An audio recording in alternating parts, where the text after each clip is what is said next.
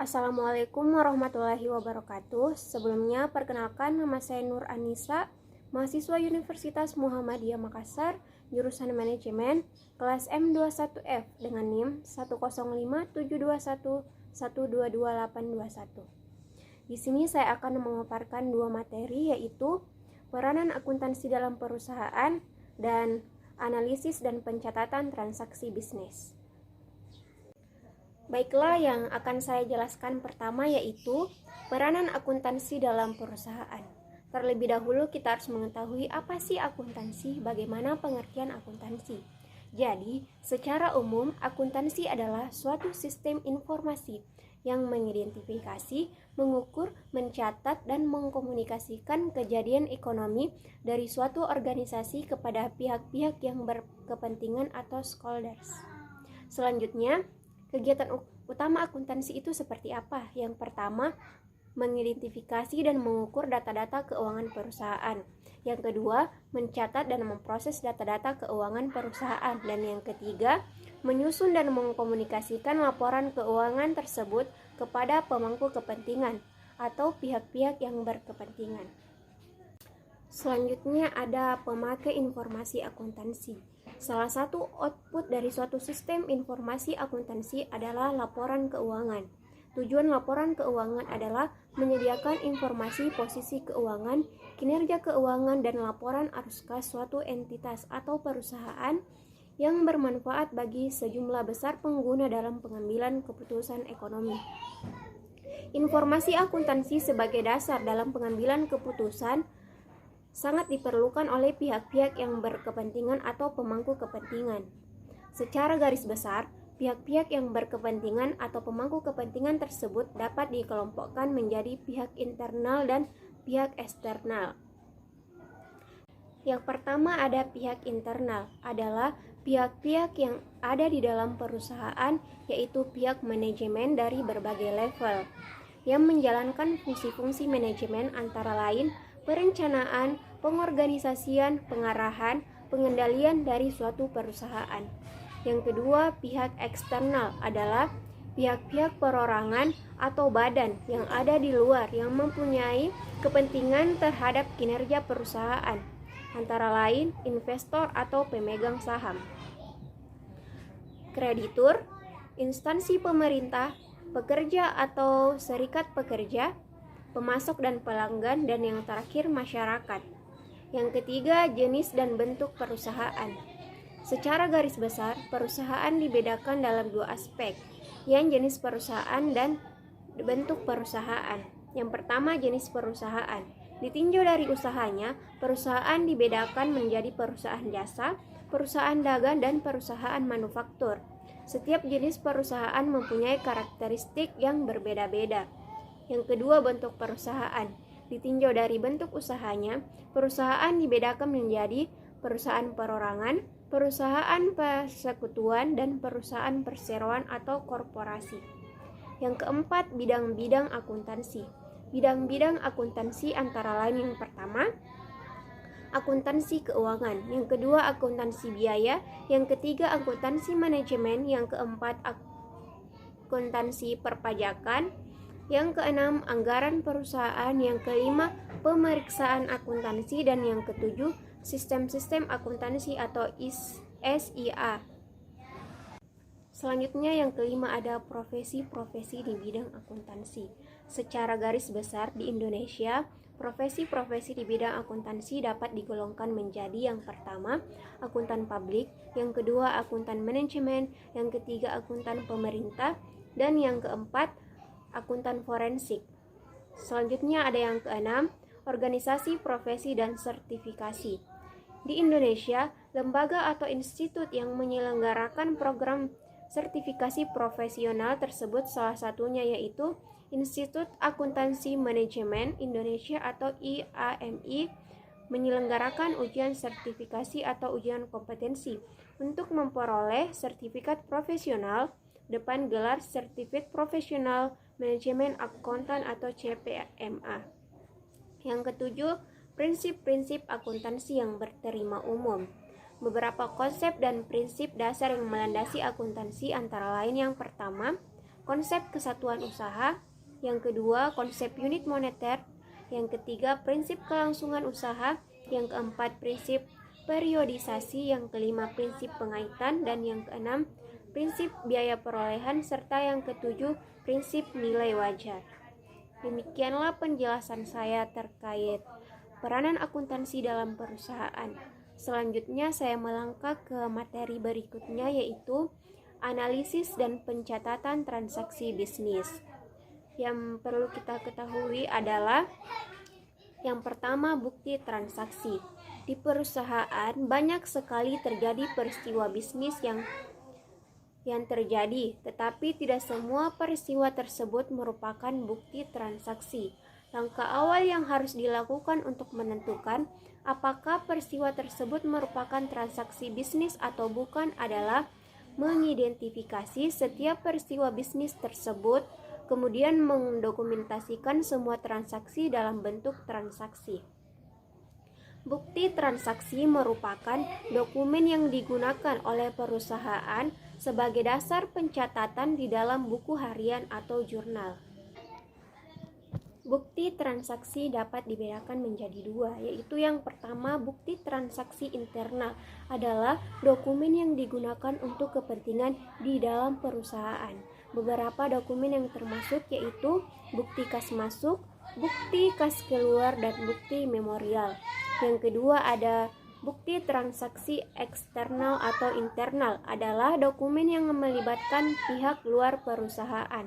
Beberapa dokumen yang termasuk adalah bukti faktur, bukti memo kredit, dan bukti memo debit. Penyimpanan bukti transaksi tersebut dapat menggunakan salah satu sistem, yaitu sistem tunggal, sistem abjad, dan sistem nominal. Selain itu, waktu penyimpanan bukti transaksi dapat diklasifikasikan, yaitu pengarsipan sementara dan pengarsipan permanen. Baiklah, selanjutnya kita akan masuk di materi penjurnalan. Jurnal adalah media atau formulir yang digunakan untuk mencatat bukti transaksi. Penjurnalan adalah proses pencatatan ke dalam jurnal secara kronologis urut waktu sesuai dengan tanggal terjadinya transaksi bisnis. Di dalam penjurnalan harus memuat informasi penting mengenai transaksi bisnis, antara lain meliputi KOP atau kepala atau nama perusahaan. Yang kedua, selanjutnya nama jurnal dan halaman jurnal, kemudian tanggal transaksi, kemudian nomor bukti transaksi, kemudian referensi atau ref, dan nilai rupiah yang ada di debit dan kredit dari transaksi tersebut. Baiklah, kita akan menganalisis contoh transaksi bisnis, dan saya akan menggambarkan bagaimana cara memasukkan transaksi bisnis tersebut ke dalam jurnal umum. Baiklah, selanjutnya saya akan menjelaskan bagaimana cara atau langkah memasukkan beberapa transaksi ke dalam jurnal umum. Yang perlu kita perhatikan yang pertama adalah KOP dari jurnal tersebut, yaitu nama perusahaan, kemudian apa yang kita buat yaitu jurnal umum dan periode yang bersangkutan. Selanjutnya ada tanggal yang di kolom pertama, kemudian ada bukti transaksi dan keterangan, kemudian ada ref dan debit kredit. Yang pertama tanggal. Contoh bukti transaksi. Pada tanggal 1 Juni, Anissa menginvestasikan dana sebesar 10 juta ke dalam perusahaan sebagai modal awal. Jadi, yang pertama akan kita masukkan adalah tanggal. Di sini ada bulan Juni, kemudian tanggal 1. Selanjutnya nomor bukti transaksi yaitu 01. Akun yang berpengaruh adalah kas dan modal Anissa. Jadi, kas kita masukkan atau tulis di bagian debit, kemudian modal Anissa kita di sebelah kredit. Dan nilainya, referensinya kita kosongkan dulu, karena referensi ini berfungsi sebagai ketika akun-akun ini sudah diposting ke buku besar. Kemudian debit kita masukkan 10 juta. Dan di posisi kredit kita masukkan juga 10 juta. Selanjutnya contoh kedua yaitu pada tanggal 4 Juni memasang iklan untuk memasarkan usahanya sebesar 500.000 secara tunai. Jadi seperti sebelumnya kita masukkan lagi tanggal yaitu tanggal 4. Kemudian bukti transaksi nomor 2 atau 02. Selanjutnya akun yang berpengaruh di sini adalah beban iklan pada kas. Akun yang berpengaruh adalah beban iklan dan kas. Kenapa kas? Karena dia membayarnya secara tunai. Jadi otomatis kasnya berkurang atau uangnya berkurang. Beban iklan di posisi debit dan kas di posisi kredit. Masing-masing nilainya beban iklan itu 500.000 dan kasnya juga 500.000 karena dia membayarnya secara tunai. Yang ketiga, pada tanggal 7 Juni membeli perlengkapan foto senilai 200.000 secara kredit. Tanggal 7. Kemudian bukti transaksi nomor 3. Di sini akun yang berpengaruh adalah perlengkapan foto dan utang usaha. Kenapa utang usaha? Karena dia membelinya secara kredit. Jadi otomatis utang usahanya yang bertambah di posisi kredit. Jurnalnya seperti ini, perlengkapan di posisi debit dan utang usaha di posisi kredit. Dan nilainya perlengkapan sebesar 200.000 dan utang usaha sebesar 200.000. Selanjutnya ada contoh yang keempat yaitu pada tanggal 12 Juni memperoleh pendapatan atas jasa foto yang telah diselesaikan kepada pelanggan sebesar 2 juta secara tunai. Jadi kita masukkan tanggalnya dulu yaitu tanggal 12, bukti transaksi 04. Di sini akun yang berpengaruh adalah kas dan pendapatan jasa. Kenapa kas? Karena dia memperoleh pendapatan jasa yang telah diselesaikan secara tunai. Jadi otomatis kasnya yang bertambah di posisi debit, kemudian pendapatan jasa di posisi kredit. Nilainya kas itu 2 juta dan pendapatan jasa juga 2 juta. Kemudian contoh terakhir, pada tanggal 30 Juni mengambil kas perusahaan untuk keperluan pribadi sebesar 1 juta. Tanggal 30. Nomor bukti 05. Di sini akun yang berpengaruh adalah prive atau pengambilan pribadi dan kas. Kenapa kas? Karena Anissa mengambil kas atau uangnya untuk keperluan pribadinya. Jadi otomatis kasnya berkurang di posisi kredit. Jadi jurnalnya adalah prive di posisi debit dan kas di posisi kredit. Nilainya sebesar 1 juta. Kasnya juga sebesar 1 juta. Jadi inilah beberapa contoh cara memasukkan atau cara langkah memposting. Jadi ini adalah beberapa contoh transaksi yang dimasukkan ke dalam jurnal umum. Kemudian di sini kita total. Di sini nilainya debit dan kredit itu harus balance. Jadi itulah tadi bagaimana cara atau langkah-langkah memasukkan transaksi bisnis ke dalam jurnal umum. Selanjutnya adalah materi posting ke buku besar. Buku besar merupakan kumpulan akun-akun yang saling berhubungan.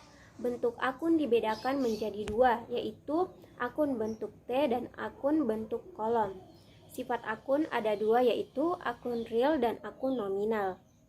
Akun real yaitu aset, kewajiban, dan ekuitas, sedangkan akun nominal yaitu pendapatan, beban, dan prive atau pengambilan pribadi. Posting adalah suatu proses untuk memindahkan akun-akun yang ada di buku jurnal ke dalam akun-akun yang sama di buku besar. Berikut akan saya jelaskan langkah atau cara memposting dari jurnal ke dalam buku besar. Baiklah, saya akan menjelaskan cara atau langkah memposting akun-akun yang ada di jurnal umum ke dalam buku besar. Seperti jurnal umum yang pertama yang harus kita perhatikan adalah KOP atau kepala jurnal, yaitu ada nama perusahaan, kemudian apa yang kita buat yaitu buku besar dan periode yang bersangkutan. Di sini saya ambil contoh yaitu KAS. Di sini kita menulis nama akun KAS dan di sebelah sini kita menulis nomor akun yaitu 101. Tergantung dari nomor akun yang ada di neraca saldo. Kemudian kita ada kolom tanggal, kolom keterangan, kolom referensi, kemudian kolom debit, kemudian kredit, dan di sini ada kolom saldo, debit, dan kredit. Cara memposting dari jurnal umum ke buku besar adalah kita sesuaikan dengan urutan tanggalnya. Seperti contoh, tanggal 1 itu akun yang berpengaruh adalah KAS dan modal Anissa. KAS ini kita masukkan ke dalam buku besar, jadi nilainya ada di posisi debit. Di sini kita masukkan tanggal 1. Keterangannya itu modal awal. Karena akun yang berpengaruh dengan KAS adalah modal awal. Referensinya yaitu halaman jurnal, yaitu JU01 jika dia berada di halaman 1. Kemudian kita masukkan nilainya debit ada 10 juta. Kemudian di saldo kita masukkan juga di debit karena KAS itu bersaldo normalnya di debit. Selanjutnya ada tanggal 4 adalah membayar beban iklan. Keterangannya membayar beban iklan. Halaman jurnalnya atau referensinya juga masih di JU01 karena di sini membayar berarti dia mengurangi KAS, maka posisinya ada di sebelah kredit seperti yang ada di contoh tadi. Posisi KAS nilainya ada di sebelah kredit, maka kita masukkan juga di posisi kredit pada buku besar sebesar 500.000. Kemudian kita masuk di saldo, 10 juta kita kurang 500.000 sama dengan 9.500.000. Kenapa dikurang? Karena dia debit bertemu dengan kredit, maka hasilnya itu dikurang.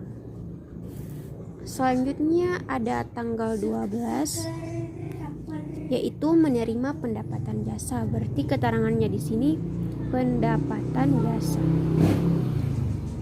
Halamannya atau referensinya masih sama yaitu JU01. Kita masukkan di posisi debit. Kenapa di posisi debit? Karena dia menerima uang atau KAS. Seperti di contoh, KAS berada di posisi debit sebesar 2 juta. Jadi kita masukkan di sini 2 juta. 9.500.000 ditambah 2 juta. Hasilnya kita masukkan di saldo normal yaitu debit sebesar, nilainya kita masukkan di posisi saldo normal debit yaitu 9.500.000 ditambah 2 juta sama dengan 11.500.000. Kenapa ditambah? Karena debit ketemu debit itu hasilnya ditambah. Selanjutnya yang terakhir ada tanggal 30 yaitu pengambilan pribadi.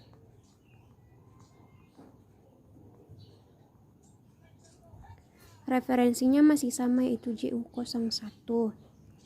Di sini nilai KAS-nya itu berada di kredit. Maka di buku besar kita masukkan juga di posisi kredit sebesar 1 juta.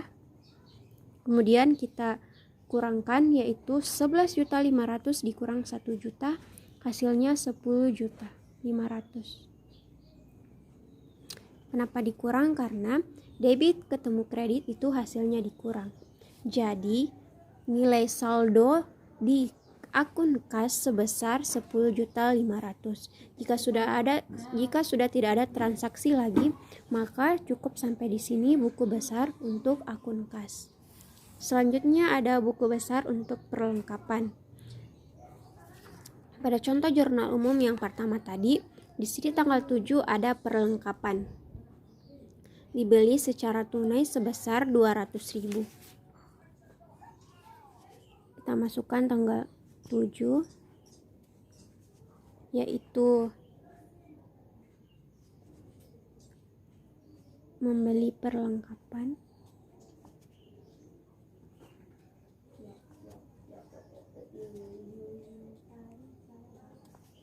Referensinya masih sama, yaitu JU01. Kemudian kita masukkan di kolom debit karena pada contoh soal tadi perlengkapan berada di posisi debit. 200.000. Saldo normal perlengkapan adalah debit, jadi kita masukkan juga di kolom debit, yaitu 200.000. Karena sudah tidak ada lagi transaksi yang mempengaruhi akun perlengkapan, maka buku besar perlengkapan cukup sampai di sini.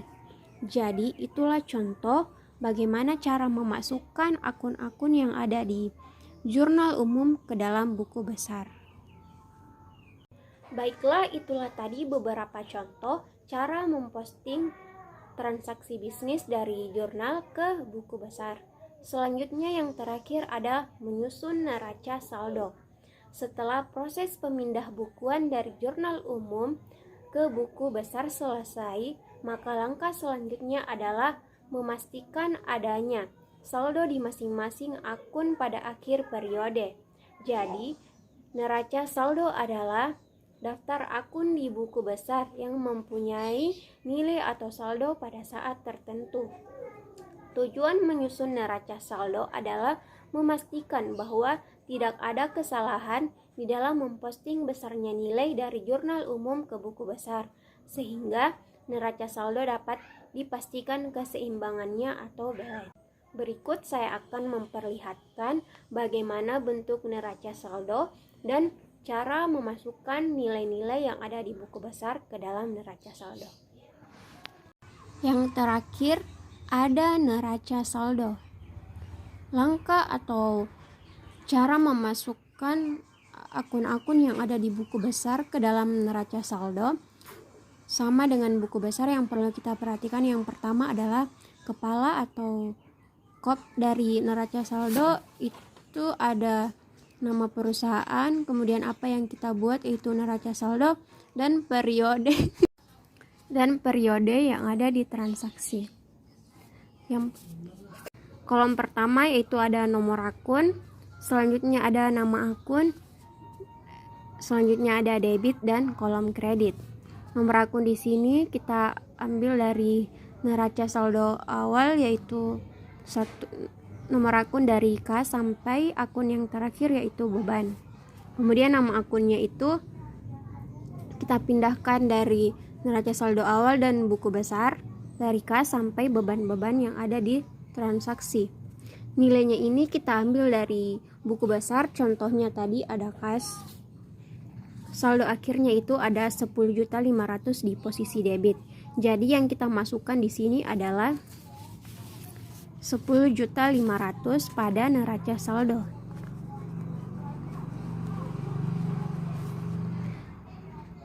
Kemudian selanjutnya ada piutang usaha, ini kita ambil juga dari buku besar, perlengkapan juga diambil dari buku besar. Nilai atau total dari neraca saldo ini harus seimbang.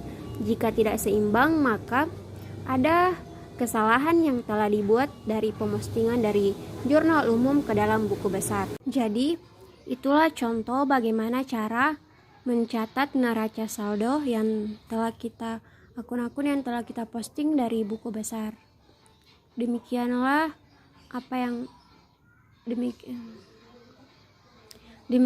contoh yang telah saya berikan. Mohon maaf jika penggunaan alat atau langkah-langkahnya ada yang kurang tepat. Demikianlah video saya atau pemaparan materi saya terkait materi yaitu peranan akuntansi dalam perusahaan dan analisis dari transaksi bisnis. Semoga apa yang saya sampaikan dapat bermanfaat untuk kita semua. Wassalamualaikum warahmatullahi wabarakatuh.